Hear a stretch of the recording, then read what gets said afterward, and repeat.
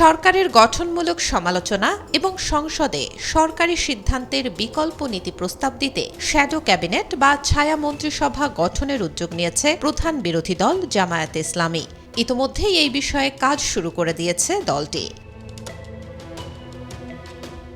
তবে জামায়াতে ইসলামী দলগতভাবে ছায়া মন্ত্রিসভা গঠন করবে নাকি জোটগতভাবে একটি কাঠামো হবে, এই বিষয়ে এখনও স্পষ্ট সিদ্ধান্ত হয়নি।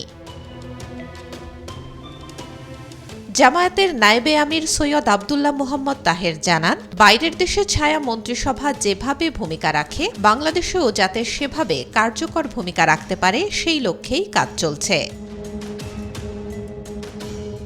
তিনি বলেন, ধারণাটি নতুন হওয়ায় কাঠামো ও কার্যপদ্ধতি নির্ধারণে সময় লাগছে। পরীক্ষামূলকভাবে শুরু হবে এই উদ্যোগ। সরকারের সহযোগিতার উপরও অনেক কিছু নির্ভর করবে। জামায়াতে ইসলামীর আমির ও বিরোধী দলীয় নেতা শফিকুর রহমান বলেন, জবাবদিহিতা ও স্বচ্ছতার চেতনা বজায় রাখতে তারা একটি ছায়া মন্ত্রিসভা গঠন করবেন। এটি সরকারের নেয়া প্রতিটি সিদ্ধান্তকে কঠোরভাবে পর্যালোচনা করবে, প্রয়োজনে দায়িত্বশীলতার সঙ্গে চ্যালেঞ্জ করবে।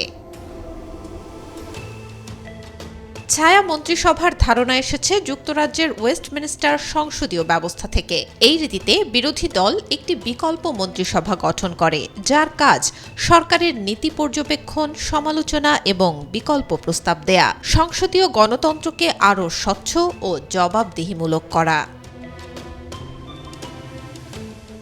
সরকারের মন্ত্রিসভায় যেমন বিভিন্ন দপ্তরের মন্ত্রী থাকেন, তেমনি ছায়া মন্ত্রিসভায়ও বিরোধী দলের সদস্যদের নির্দিষ্ট দপ্তরের দায়িত্ব দেওয়া হয়। সংশ্লিষ্ট দপ্তরের মন্ত্রীর কার্যক্রম পর্যবেক্ষণ করেন তারা। 12 ফেব্রুয়ারি অনুষ্ঠিত হয় ত্রয়োদশ জাতীয় সংসদ নির্বাচনে 209টি আসন পেয়ে সরকার গঠন করে বিএনপি।